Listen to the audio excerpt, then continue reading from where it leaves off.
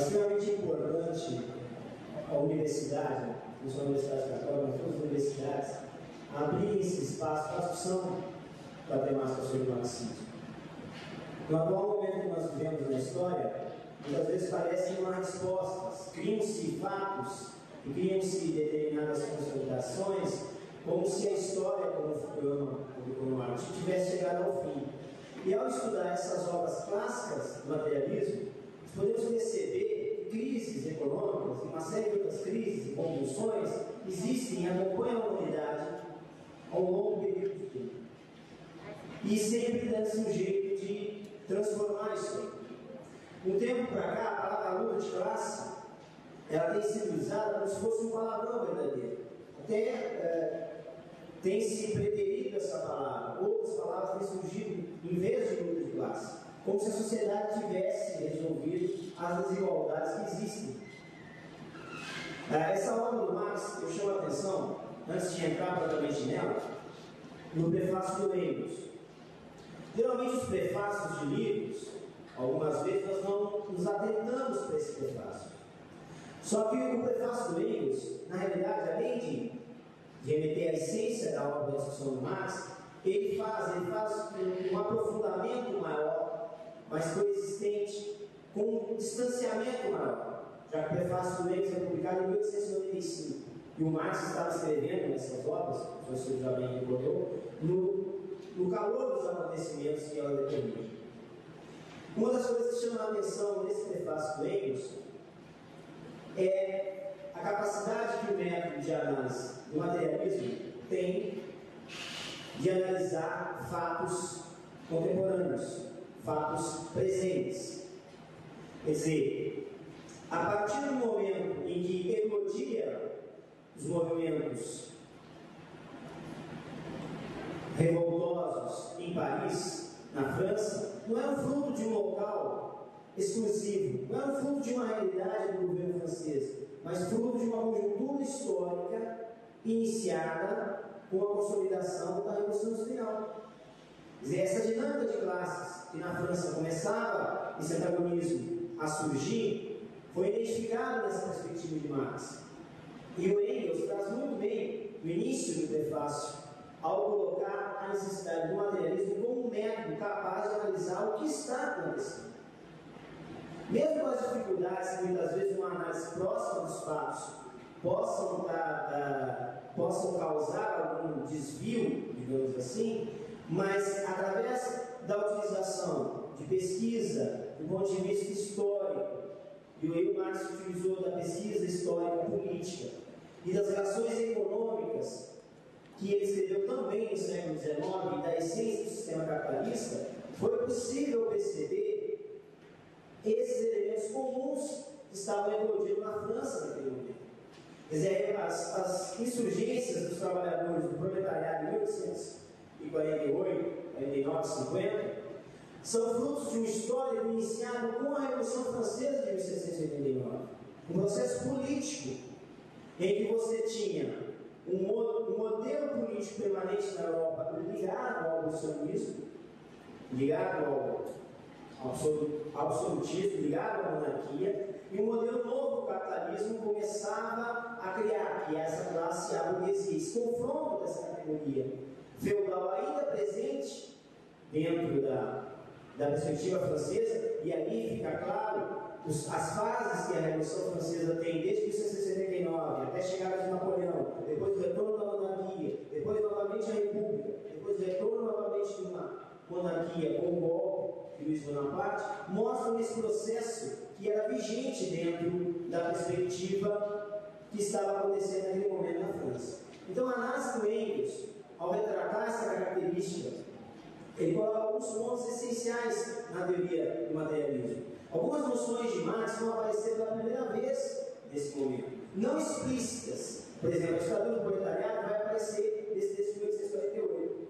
Marx vai se referir à questão da ditadura do proletariado. Como ele vai descrever a ditadura do proletariado? Como ele conceitua essa ditadura do proletariado? Na realidade, ele não faz uma conceituação do que seria a ditadura do proletariado.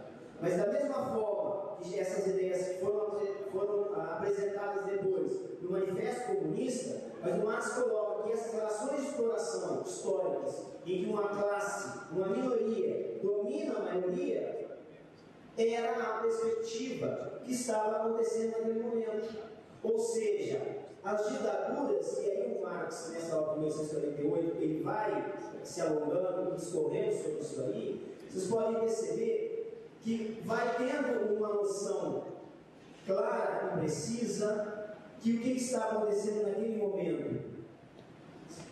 Luta-se por uma democracia, luta-se pelo sufrágio universal, que era uma das grandes bandeiras.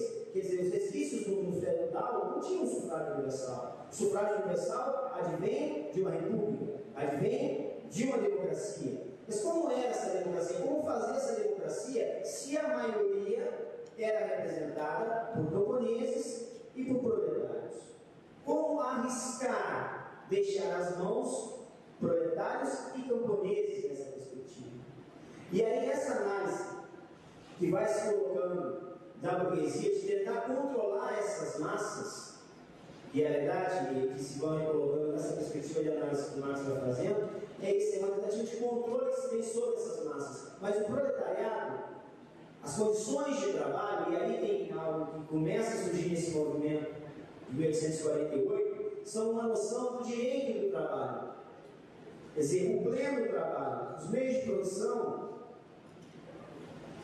não são esboçados ainda em 1848 a perspectiva dos meios de produção, que vai ser um dos pilares depois da teoria que iria se chamar realismo histórico e também o que nós conhecemos como comunismo.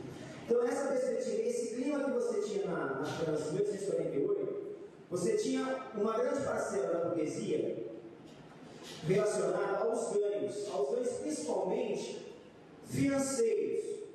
Uma elite especulativa dominava e onerava o Estado cada vez mais. A tal ponto que a burguesia industrial se sentia incomodada, se sentia prejudicada pelo domínio naquele momento do Estado francês por essa elite financeira. E aí, como romper isso? Como produzir um rompimento para que essa elite industrial, que estava sendo massacrada, que viu seus custos aumentarem e não tinha mais como extrair a mais-valia, porque as condições de trabalho do trabalhador francês estavam cada vez mais deturpadas, cada vez mais complicadas para extrair essa mais-valia, tinha que se criar uma alternativa em toda essa perspectiva. E essa alternativa é como a derrubada do poder político que estava vigorando naquele momento. E aí esse poder político não seria derrubado simplesmente pela burguesia industrial, mas com a colaboração das outras classes. Quer dizer, a perspectiva de classe nesse momento, e a classe, o pertencimento dentro de uma divisão do trabalho, estava nítida nesse processo da França que começa a ocorrer em 1848. E como derrubar isso aí? Quem vai fazer? Esse é um dos motivos que o Marx analisa. Por exemplo, uma das passagens dessa obra, o motivo pelo qual o Napoleão Bonaparte, o primeiro, conseguiu ter apoio dos camponeses durante um longo período de tempo. E também, numa das passagens que Marx acentua, Napoleão deixa de ter o apoio quando aumenta os impostos para essa categoria de camponeses. Então, o camponês, que era majoritariamente uma parte da população na França, tinha um peso muito importante nessas convulsões, mas ele não tomava a frente. Essa luta que você tem, que o Marx vai escrever tão bem sobre a burguesia, mostra que no primeiro momento, na conjuntura do século XIX, a burguesia não era um todo unificada. Existia dentro da própria burguesia classes diferenciadas dela.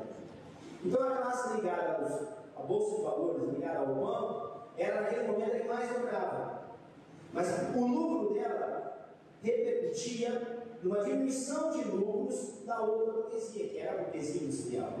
E era preciso sanar essa perspectiva, era preciso sanar esse problema. Para isso, nada melhor do que uma deposição do poder político nesse momento.